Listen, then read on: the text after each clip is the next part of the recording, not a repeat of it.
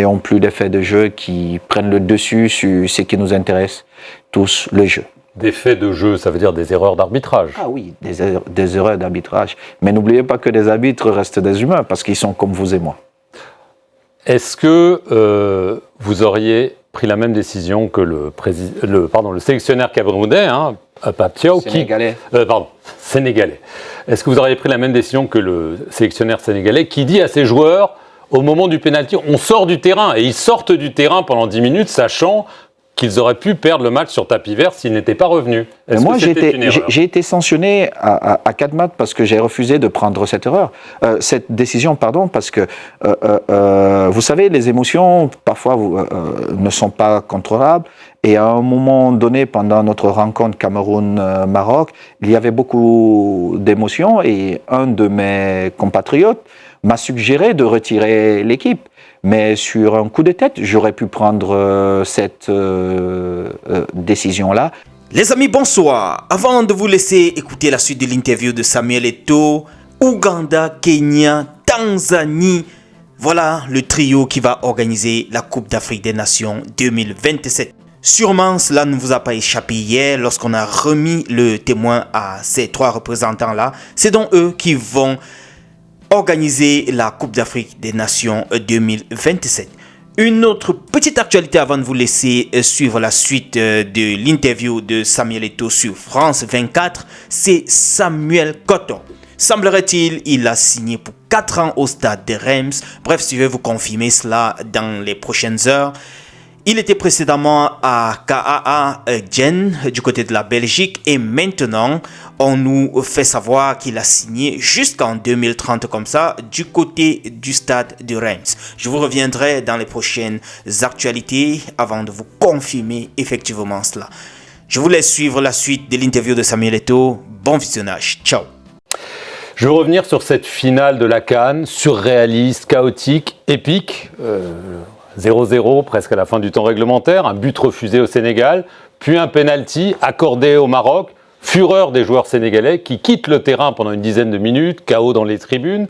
Finalement, les joueurs reviennent, le penalty est tiré, manqué par le Maroc et le Sénégal finit par l'emporter en prolongation. Quel est votre avis sur cette finale ? Écoutez, permettez-moi déjà de féliciter le Sénégal qui mérite sa victoire. Que ce soit les joueurs, que ce soit les supporters, cette magnifique équipe, ce groupe est allé chercher sa victoire. Maintenant, sur les faits de jeu qui ont marqué cette finale, j'espère que nous allons travailler pour améliorer notre institution, afin que nous n'ayons plus ces images. Parce que je pense qu'on aurait pu éviter tout ce qui s'est passé hier. Notre institution, vous voulez parler de la Confédération africaine de football ? Tout à fait. La CAF, pour vous, c'est elle qui est responsable du chaos lors de cette finale ? Je ne suis pas en train d'accuser, mais vous savez, si j'accuse la CAF, je serais en train de m'accuser moi-même, parce que je fais partie de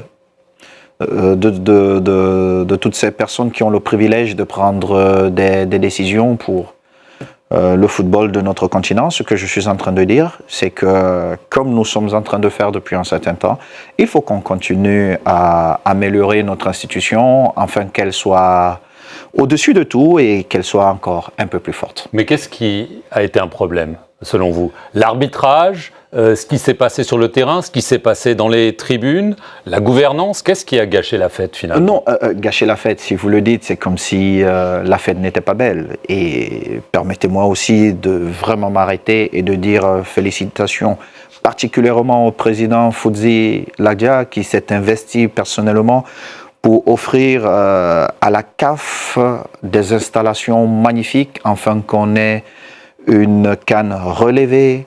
Au niveau de la logistique, comme président du Cameroun, j'ai eu l'occasion de le faire parcourir. Mais ici, devant le monde, je dis au peuple marocain et à Foudzi, au président Foudzi, merci pour ce qu'il a offert à la CAF, afin que nous ayons une CAN au niveau que nous souhaitons toujours avoir. Maintenant, sur les faits de jeu, les arbitres restent des humains. et je ne souhaite pas venir ici accuser des arbitres, mais il y a eu des faits de jeu qui ont marqué cette CAN à jamais. Maintenant, il revient à la Confédération africaine de football de prendre ses responsabilités et de voir ce qui a moins fonctionné afin de prendre les décisions qui s'imposent pour que nous n'ayons plus d'effets de jeu qui prennent le dessus sur ce qui nous intéresse tous, le jeu. Des faits de jeu, ça veut dire des erreurs d'arbitrage. Ah oui, des erreurs d'arbitrage. Mais n'oubliez pas que des arbitres restent des humains parce qu'ils sont comme vous et moi. Est-ce que vous auriez pris la même décision que le sélectionneur camerounais, Paptiao, sénégalais. Est-ce que vous auriez pris la même décision que le sélectionneur sénégalais qui dit à ses joueurs, au moment du pénalty, on sort du terrain, et ils sortent du terrain pendant 10 minutes, sachant qu'ils auraient pu perdre le match sur tapis vert s'ils n'étaient pas revenus. Moi, j'ai été sanctionné à 4 matchs parce que j'ai refusé de prendre cette décision, parce que, vous savez, les émotions, parfois, ne sont pas contrôlables. Et à un moment donné, pendant notre rencontre Cameroun-Maroc, il y avait beaucoup d'émotions et un de mes compatriotes m'a suggéré de retirer l'équipe. Mais sur un coup de tête, j'aurais pu prendre cette décision-là. Je ne pense pas que je vais accuser le sélectionneur sénégalais. Au contraire, il a eu le courage de défendre son équipe. Il a eu le courage. Il faut prendre ces risques-là. Au final, le Sénégal gagne et c'est ce que je veux retenir. Maintenant, ceux qui sont chargés d'enquêter, de regarder ce qui n'a pas été, prendront leurs responsabilités, mais toujours est-il que il y a des émotions dans un match de football et il faut qu'on comprenne qu'il y a des émotions et tout faire pour que ces émotions ne débordent pas. Et tout faire, c'est quoi? C'est que nous avons peut-être la VAR. Ça ne nous coûte rien d'aller vérifier les faits de jeu et je pense que si à un moment donné on vérifie les faits de jeu, nos émotions seront beaucoup mieux contrôlées. Est-ce que le capitaine sénégalais Sadio Mané, qu'on a vu rappeler les joueurs, n'a pas peut-être sauvé le Sénégal parce qu'ils ont fini par gagner, mais aussi redoré le blason parce que si on sort du terrain, ça aurait pu être très très grave pour le Sénégal? Sadio Mané, c'est l'un des plus grands champions de notre continent et vraiment mention spéciale à l'homme qu'il est. Et j'ai le privilège de l'avoir comme ami et je dis vraiment ce qu'il a fait pour amener ses coéquipiers vers la victoire finale est exceptionnel. Et j'espère qu'il gagnera un autre ballon d'or avec ce qu'il a fait. Et le geste qu'il fait hier, c'est un geste de grand leader. Mais je dis une fois de plus, on ne va pas accuser les autres parce qu'ils ont peut-être demandé à un moment donné aux joueurs de sortir du stade. Vous savez, quand vous êtes là, vous avez plusieurs émotions qui vous traversent l'esprit et parfois vous vous dites c'est injuste ce qui se passe.